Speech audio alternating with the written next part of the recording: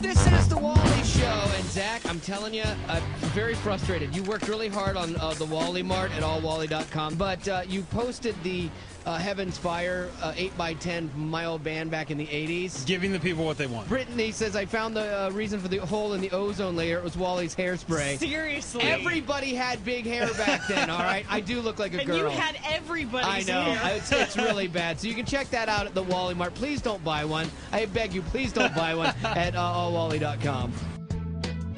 When I first got into radio, I couldn't believe I was getting paid to do this job. Like, I would sleep at the radio station. Like, I killed myself. I worked a million hours, but it was fun. It was this great life. But it was weird is it kind of slowly over time started to erode me as a person. I started becoming jaded and bitter about everything, and I found my source of humor was always fueled by negative.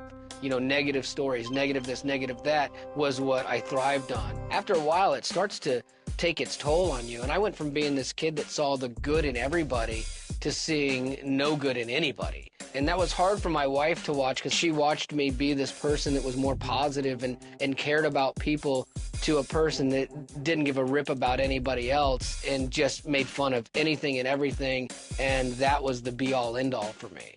I was miserable and tired and angry all the time, and that did more damage to me on a personal level, I think, than all the drugs I ever did.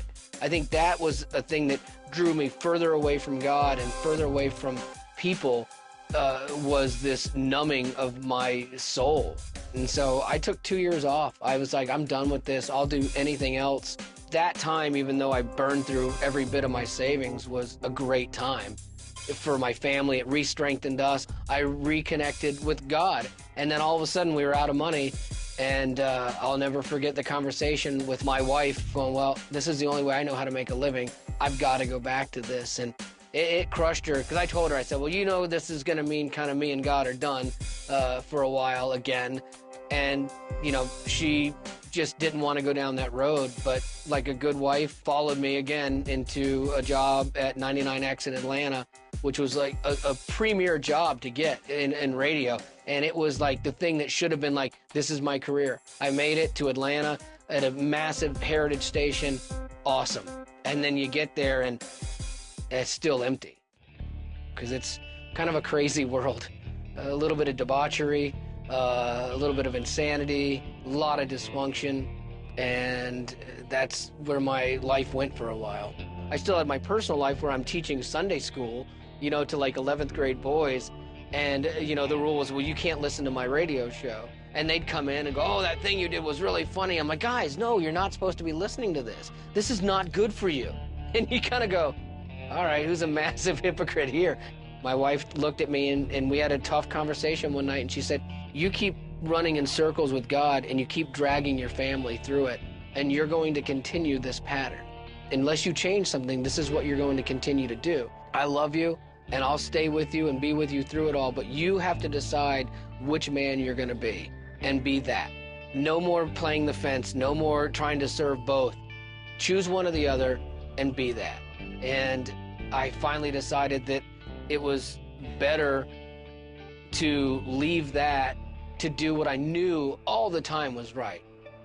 Coming out of mainstream radio into Christian radio, I thought was going to be a breeze. I figured I'd show up. I know how to do radio. I'm good at this. I've done this for a lot of years. I'll do what I've always done, and they will love me. That didn't happen. I got here, and they hated me. Everybody's humor is so subjective. So what's really funny to one person, somebody else is offended by.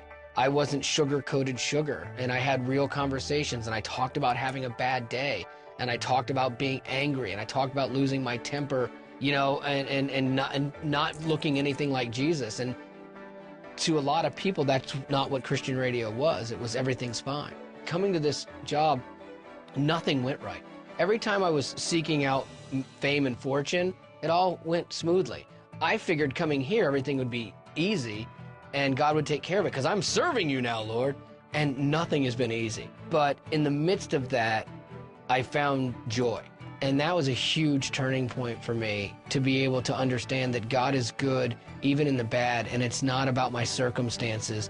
It's about my heart and my relationship with him as we built the new version of The Wally Show and we added Katie to Zach and myself and we were doing mornings.